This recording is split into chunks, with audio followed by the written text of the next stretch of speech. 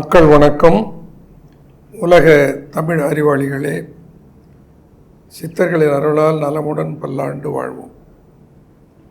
மக்கள் தொலைக்காட்சியில் புத்தம்புது காலை நிகழ்ச்சியில் நலம் தரும் மூலிகை என்கிற பகுதியில் தொடர்ந்து 16வது ஆண்டாக பல்வேறு மூலிகைகள், யோக பயிற்சிகள், மூச்சு பயிற்சிகள், அதனால் மானுடம் நலம் பெறுவதற்கு என்னென்ன வழிகள் இருக்கின்றன என்பதை பார்த்து கொண்டிருக்கிறோம். அந்த வகையில் இன்றைக்கு ஒரு எளிய மருத்துவத்தை பற்றி சொல்ல இருக்கிறேன். கோடை காலம், கடுமையான வெப்பத்தாக்கம், அதிலும் இந்த எல் நினோ எஃபெக்டினால் வெப்பம் மிக கடுமையாக இருக்கிறது என்று எல்லோரும் உணர்கிறோம். கோடை காலம் முடிந்த பின்னும் இன்னும் கோடையினுடைய தாக்கம் குறையவில்லை. அதனுடைய விளைவாக பல மக்கள் உதிர மூலம் என்று சொல்லுகிற இரத்த மூலத்தினால் அவதி வருகிறார்கள்.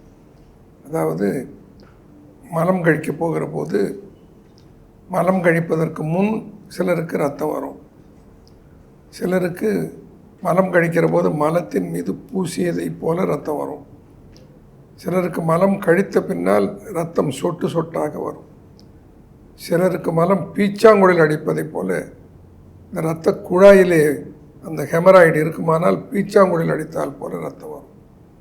இப்படி பல வகையான இரத்த கசிவு ஆசன வாயிலே இருந்து வருவதை இரத்த மூலம் அல்லது உதிர மூலம் என்று குறிப்பிடுவார்கள். அதற்கு சித்தர்கள் என்ன சொல்லியிருக்கிறார்கள், தேரையர் என்ன சொல்லியிருக்கிறார் என்று பார்ப்போம். தேரையர் குப்பை மேனி என்கின்ற ஒரு மூலிகை உதிர மூலத்துக்கு மிகவும் பரிந்துரை செய்வார். என்னுடைய அனுபவத்தில் அவர் சொன்னதை கையாண்டு பலர் நலம் பெற்றதை என்னால் எடுத்துரைக்க முடியும். குப்பை மேனி என்கின்ற ஒரு மூலிகை எல்லோருக்கும் தெரியும், பலருக்கும் கிராமத்தில் இருக்கிறவர்களுக்கு தெரியாதவர்களே இல்லை.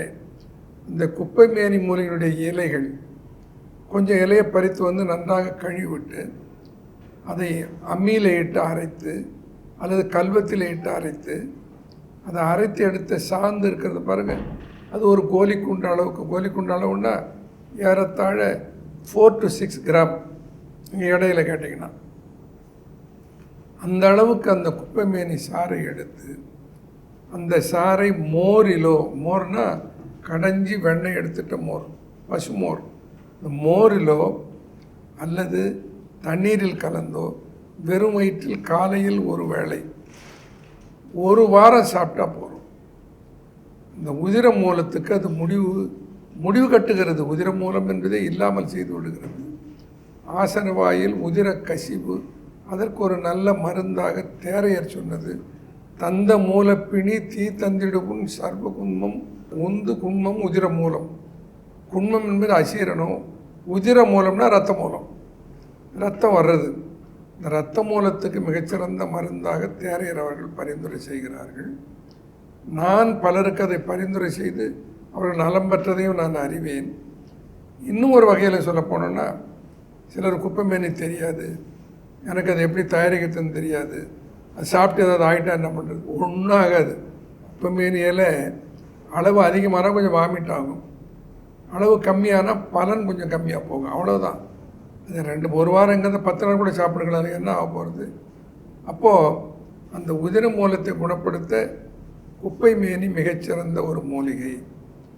மருந்தாக கேட்டால் அதற்கு ஒரு சிறந்த மருந்துன்னா குருதி அடக்கு சூரணம் என்று சித்த மருத்துவத்தில் ஒன்று இருக்கிறது. இந்த KAC அல்லது குருதி அடக்கு சூரணத்தை எப்படி தயாரிக்கிறதுன்னு பார்த்தோம்னா, முதல்ல 1 கொம்பரக்கு, 2வது காசிக்கட்டி, 3வது கரியப்போளம், 4வது மாசிக்காய். இந்த 4 பொருள்கள். இந்த மாசிக்காயை மட்டும் சுத்தி பண்ணணும்.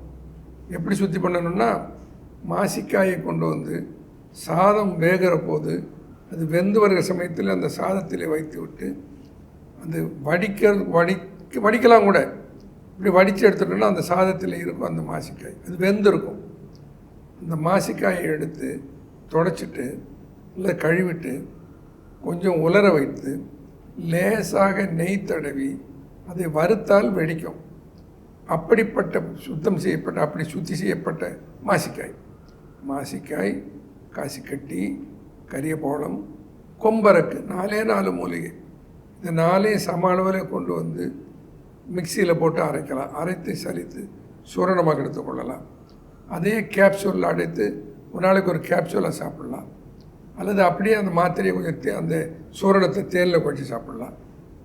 3 வேளை காலை மாலை இரவு உணவுக்கு முன் இந்த கேஏசி என்கின்ற நான் சொன்ன இந்த தயாரிப்பை ரெடிமேடாக வச்சுக்கிட்டு இருந்தோம்னா, யாருக்கு மாதவிடாயிலே அதிகமாக நிற்காமல் உதிரம் போனாலும், யாருக்கு ஆசன வாயிலே அதிக இரத்த கசிவு இருந்தாலும் அது உடனே கையில் பிடிச்ச மாதிரி நிறுத்திடலாம்.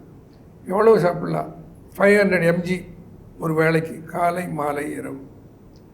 ரொம்ப அதிக கசிவு இருக்கிறது 1 கிராம் 2 500 mg சாப்பிட்லாம். 3 500 mg கூட சாப்பிட்லாம். 1.5 கிராம். ஒரு கெடுதியும் வராது, அதில் எந்த ஓவர் டோஸும் ஆகாது. ஆனால் என்ன, இரத்த கசிவு எங்கிருந்தாலும் நிறுத்திவிடக்கூடிய ஆற்றல் அதற்கு இருக்கிறது. உதிரம் மூலம் என்கின்ற ஒரு பிடியிலே இருந்து விடுபடுவதற்கு சித்தர்கள் காட்டியிருக்கிற வழியை உங்களோடு பகிர்ந்து கொண்டேன். பின்பற்றுவோம். நலமுடன் பல்லாண்டு வாழ்வோம். நன்றி, வணக்கம்.